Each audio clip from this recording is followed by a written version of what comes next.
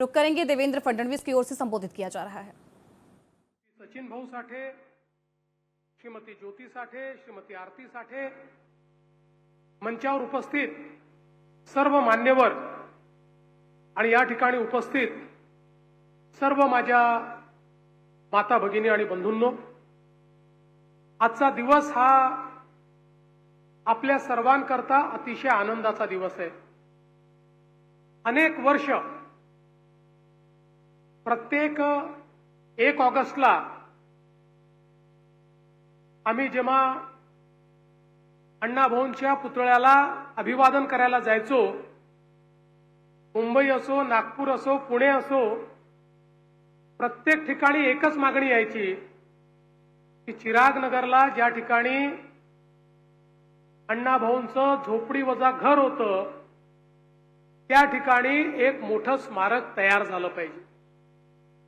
20-25 वर्ष सातत्याने ही मागणी होत होती, पण दुर्दैवाने त्यामध्ये प्रगती मात्र फारशी होत नव्हती। आणि त्यावेळी मुख्यमंत्री म्हणून काम करण्याची संधी मला मिळाली।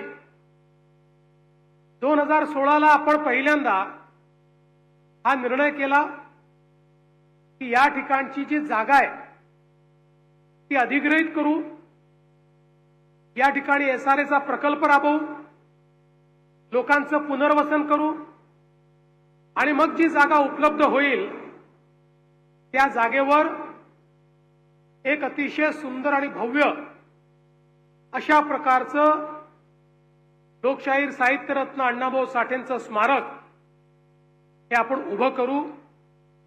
त्या दृष्टीने आपण एक समिती तयार केली। 2017 साली आता ज्यांनी याचे सगळे आराखडे तयार केलेत त्या धायगुड्यांची नेमणूक आपण केली आणि त्यानंतर हा प्रयत्न सुरू केला।